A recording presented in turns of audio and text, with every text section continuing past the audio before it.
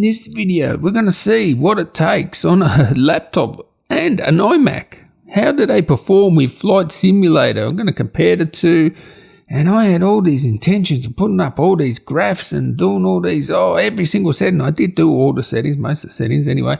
And yeah, you know, you can do that. Shove it up your clack, no lube, because I'm going to tell you now, this should not be called Flight Simulator. It should be called Crash the PC Simulator, because I lost count at about 20 crashes and it had nothing to do with the PC. But by the way, the iMac did not crash. I had no idea why the iMac didn't crash. Maybe it's because it does have workstation drivers. If I install Catalyst drivers on the iMac, it probably perform better. And yeah, we're going to see what it takes to play this beast of a game, and I love this game, and I don't know if there's going to be videos unless you want flight simulation videos coming out, because I'm going to be flying. So anyway, screw that chart stuff. You're going to see on the screen, it's going to be self-explanatory. I'll tell you what PC it is, and by the way, I'm using this beast PC, this Aorus 17X. It doesn't get any faster, alright? So it's all downhill from here unless you go onto a desktop, and even using maybe a laptop with desktop parts, but it's as fast as it gets. i9 2080 Super 200 watt. It doesn't get any better than this. It does have 16 gigs of RAM. I tried it with 64 gigs as well. Now what I'll say is maybe go to 64 gigs if you're going to be, doing 4K, and I did output this to 4K on an LG OLED 4K display, and yes, it was an epic 16 frames per second, but man, it looked good ultra 4K on that OLED 65-inch. Woof. And that's the thing about this game, okay? This game is not for FPS. Who cares about FPS, alright? It's all about the settings, the resolutions, the settings, the detail. You get as much as that as you can. Don't worry about FPS with this. It's not a first-person shooter. What's the point of playing this at 120 frames? Or even who cares about 60 even? If this does 30 FPS and 1% lows of 25 FPS, you're on to a winner here. And that's what I aim for. I put the details up maximum, the resolution up maximum. And as long as I'm getting about that, 30 FPS, you're going to get a great gaming experience, because it's not a fast-paced game. You're in a plane, you're going around slow, you just want to look at the detail, and even if it's at 25 FPS, it's cinematic like that. You're not going to be turning around, panning, maybe if they put a stunt plane in it or something, you're doing barrel rolls. But if you're flying a big plane, or even like some of the smaller planes, it's going to be slow, it's going to be cinematic, and you just want the detail. And this Aorus beast here, 1080p max settings, and it was getting well in excess of 60 FPS. So really, with this thing, you probably want to output to, a 1440p or 4K monitor or something like that. With the iMac, well, because you're using old drivers, workstation drivers, it didn't actually crash. I didn't play that much, but it actually outputted to HDR to my Elgato, so sorry if it looks weird. That's the iMac footage. And that's the thing too, it does HDR as well. So if you've got a screen that's, semi-HDR capable, it's just going to look amazing, and it does look amazing. Flying around my hometown of Melbs. No one says Melbs. You'll get bashed if you say that around here. I even went through London, and I'm going to go everywhere, man. And maybe I'm even going to put it on another channel, just start streaming that stuff, because I love this game. I love Fall Guys as well, actually. And I actually bought the base one. I should have got the best deluxe one. I'm going to have to upgrade. It'll probably screw me with the upgrade. Maybe I'll wait until it's a bit cheaper. Also, a pro tip. Get an Xbox controller, man. Alright, you can get the joysticks and go, over the top with all that sort of stuff.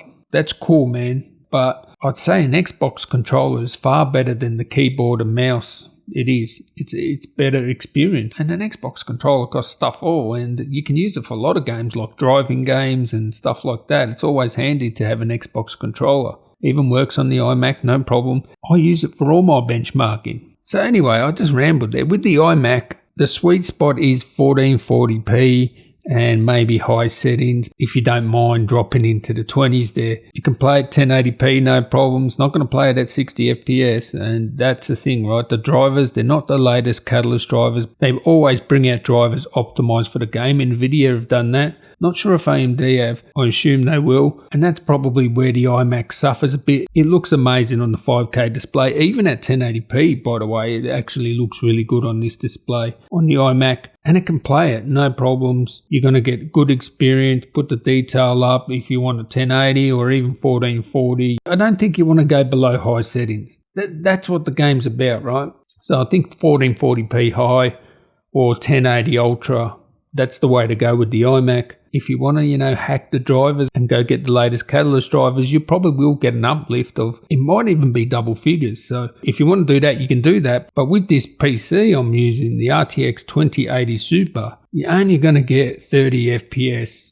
4K, ultra. Yeah, it's really that hard on the system. And that's the thing. This game was made for Xbox Series, the next Xbox, if you don't know, that's coming out. And it was made with future hardware in mind. Of course, it's going to run okay on today's hardware, no problem. But it was made with an eye of hardware, new hardware coming out this year, next year. And that's the stuff it's going to run best on. Now, this beast PC, this Aorus, I was playing 4K, everything up max. I will say when you put it in normal mode, it went down to like 16 frames per second.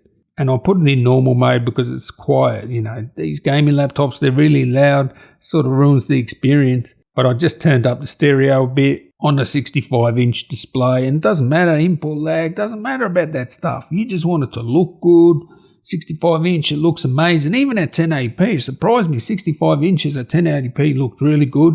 And you can play 4K ultra settings, but know that it's going to be in the 20s, in the 20 FPS. Maybe some areas where it's not that busy, it's going to maybe go over 30. But that's what you're looking at. So maybe you want to go to 4K or maybe 1440p ultra. That's probably the sweet spot there. It looks good because a lot of the TVs have this scaling feature, like the 65-inch. It scales stuff up really nice. So yeah, it looks good.